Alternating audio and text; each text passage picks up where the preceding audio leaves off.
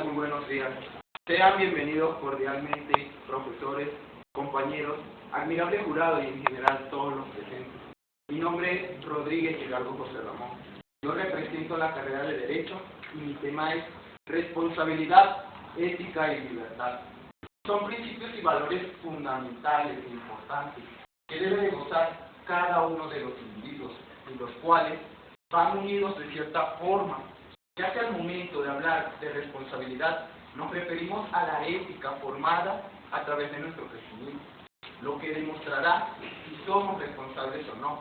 Y por otro lado tenemos la libertad de ser una persona con ética, es decir, personas de bien y con buenos principios. La responsabilidad es un valor que se encuentra en la conciencia del ser humano, que le permite reflexionar, controlar y valorar las consecuencias de sus actos, siempre en el plano de lo moral.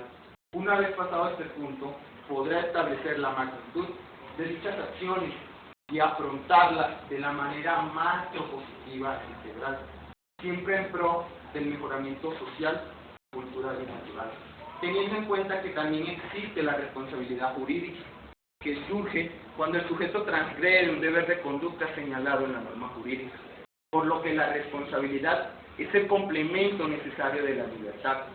Otro punto a destacar es la ética, que se encarga del estudio de la moral, de cómo se justifica racionalmente un sistema moral y el cómo ha de aplicarse posteriormente en los distintos ámbitos de la vida personal y social.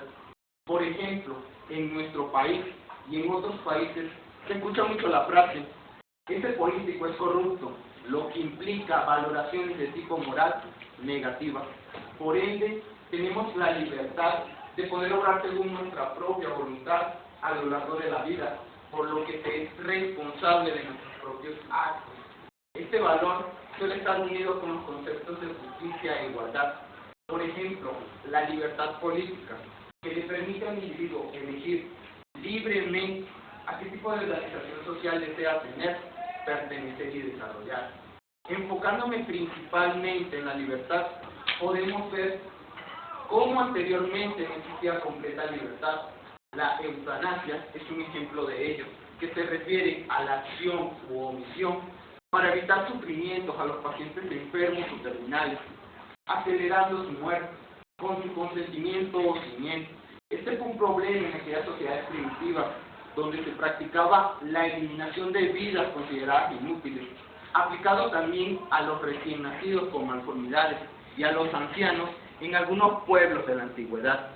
La libertad ha sido un punto controversial y se ha luchado para que este valor no sea echado de menos, pues el perjuicio recae más que todo en el considerado sexo débil, y esto se ve reflejado desde la Edad Media en los países europeos como Inglaterra, donde la mayoría de las mujeres eran catalogadas como brujas por realizar aparentemente actos de brujería. Siendo esto cierto o no, eran torturadas, violadas, quemadas o ejecutadas injustamente, sin ningún tipo de prueba. Aterrizando en nuestros tiempos, podemos ver cómo las mujeres en la mayoría de los países islámicos sufren reiteradas discriminaciones en lo referente a sus derechos humanos y libertades, ya que la sexualidad de la mujer, para ellos, se cree tan poderosa que representa un real riesgo para la sociedad. Además, representa el desafío más grande que enfrentan los hombres que intentan cumplir con los mandatos de Dios. Aunado a esto, la combinación de los deseos de las mujeres y su irresistible atractivo les da un poder sobre los hombres que rivaliza con el de Dios.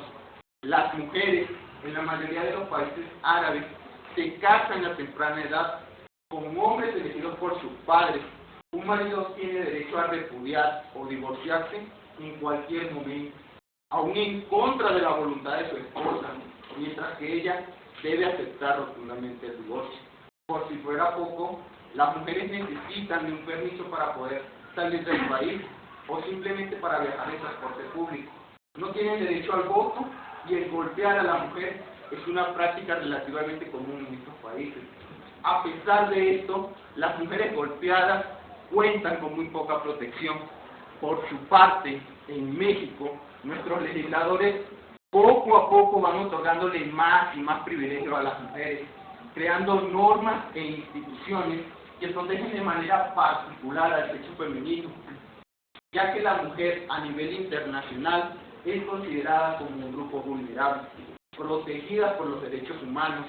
La Organización de Naciones Unidas señala y acuerda en la Convención sobre los Derechos de las Mujeres acuerdos señalados y ratificados en nuestro país, lo que representa un verdadero orgullo anotar en nuestro país y un ejemplo para esos países que nos brindan esos tipos de beneficios para las mujeres que tanto se lo merecen, que nos brindan la vida y que además cada vez nos hacen la vida más y más fácil.